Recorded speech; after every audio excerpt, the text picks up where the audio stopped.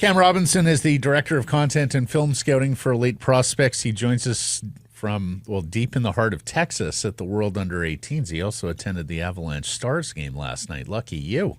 Yeah. I mean, when in Rome, right? Just bombed down the road about a half an hour and jumped in for that. It was great. It was fun. Would have liked a little bit of a closer game, but it was still a good time. You wrote on Tom Wheelander. You spoke to Tom Wheelander over the course of the weekend. Cam, the headline, "It's not close to being a done deal." For those who missed it, what did he tell you? Yeah. So, Tom hadn't really spoken to anybody since his season ended about any of the contract stuff. So I was obviously happy to get that interview with him. He's a very bright kid.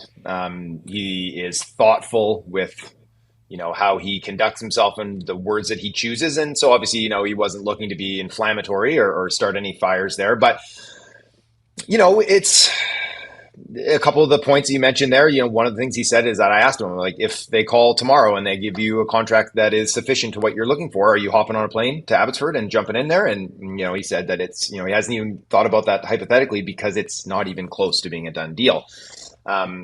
Another thing that I thought that was really interesting is that, I asked him if he thought he had outgrown, college hockey.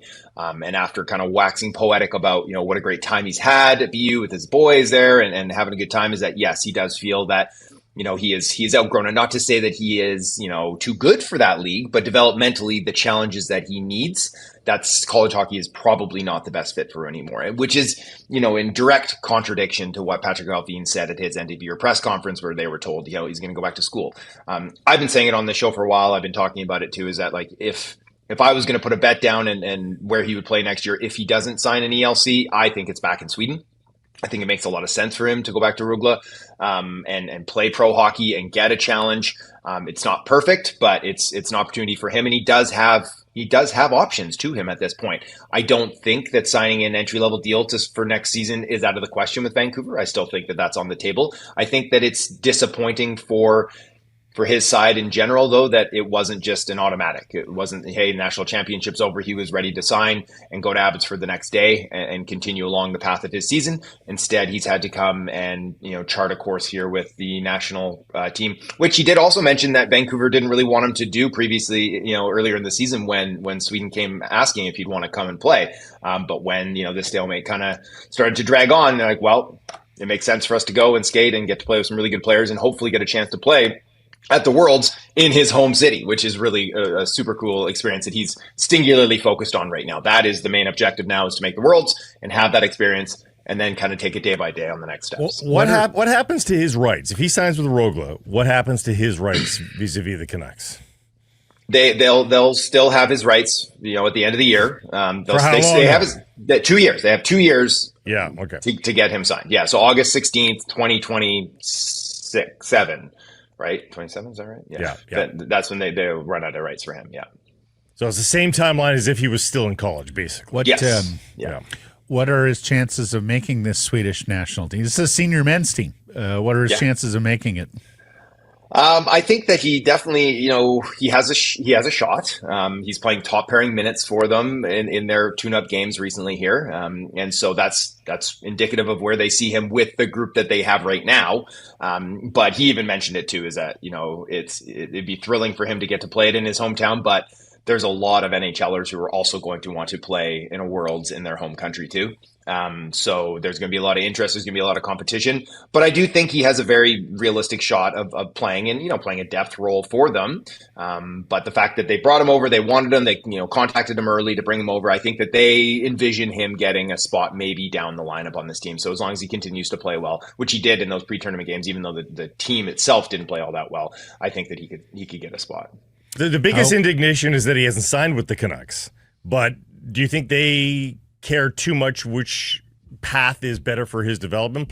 Being a black ace probably with the Canucks, the Abbey Canucks, or fighting for playing time with Team Sweden. Do you think the Canucks care too much about the development path change? I mean, they can't really say too much, right? Like, No.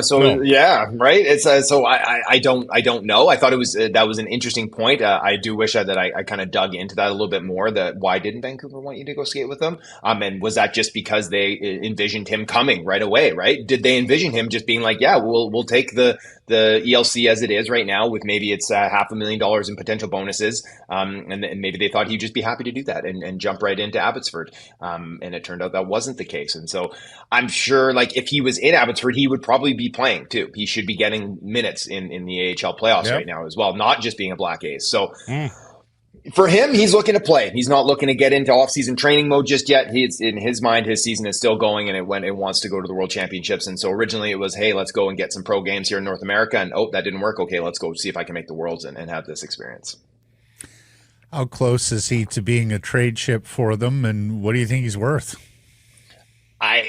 I absolutely think that he is a trade chip for him, and it just makes sense on paper for what they have in the organization, and what they need in the organization. What he is worth, well, it depends on what team you're talking to, but he's an 11th overall pick. He's a right shot defenseman. He plays a very heady game, someone that you can project that will be able to eat 20 minutes a night for you. Cost effective for a number of years. That holds a lot of value. Yes, he's not in the NHL just yet, but he is not far off from being NHL ready and being an impact player maybe in the next few years. Do you package him up with a first round pick?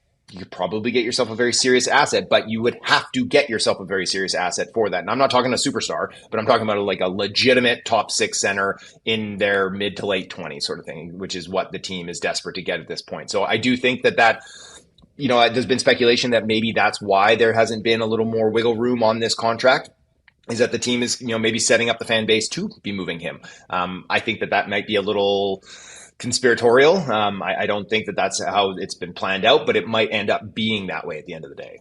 We've seen some defensemen jump into the NHL here of late that aren't necessarily, the top 4 picks in the draft. Do you think that adds a little bit of oomph to his value, that they see guys like Brock Faber and Zibuim and stuff like that, they pull down minutes early in their careers? Does that make Tom Wheelander a little bit more attractive to an acquiring team?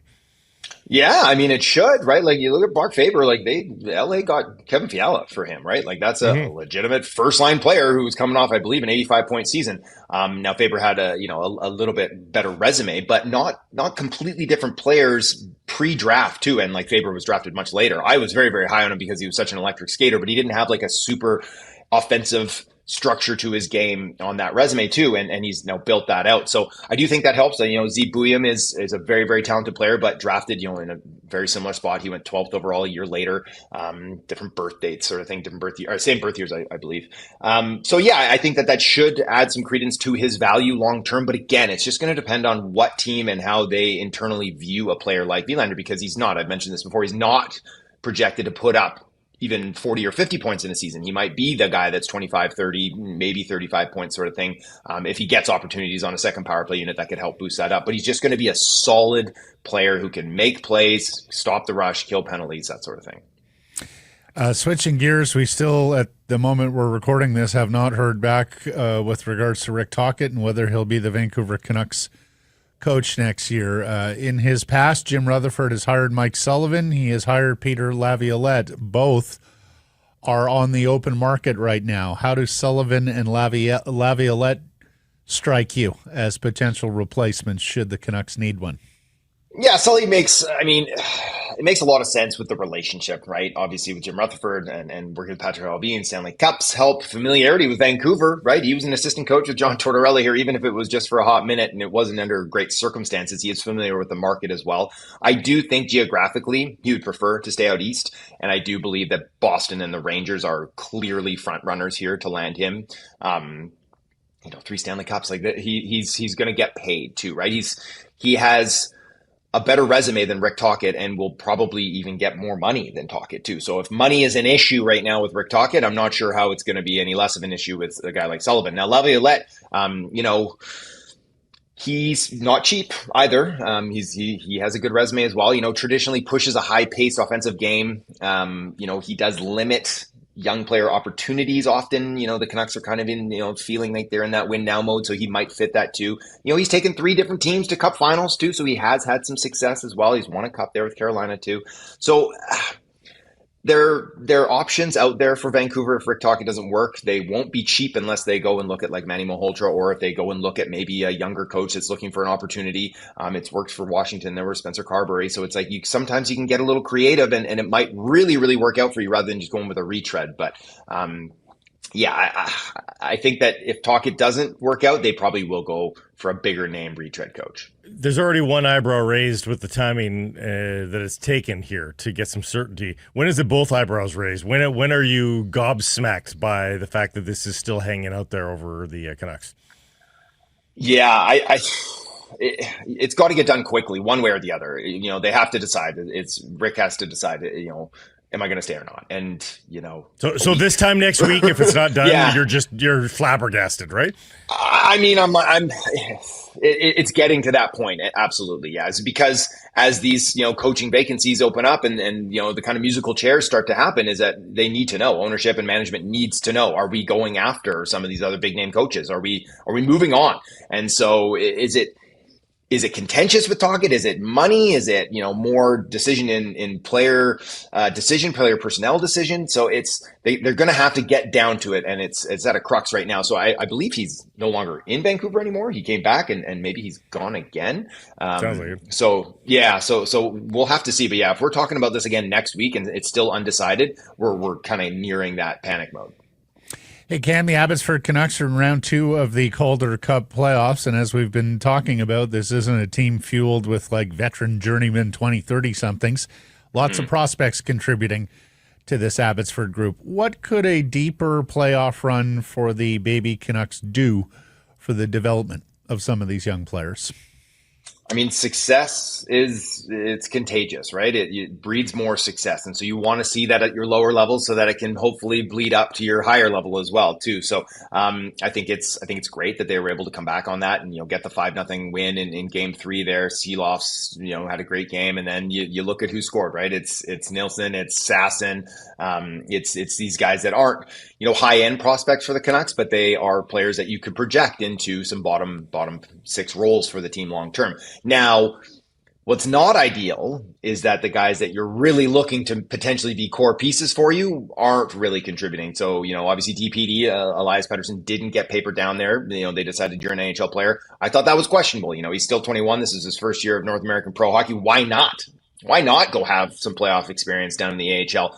Throw your body around, maybe dominate a little bit down there too, and go into your summer on a really high note.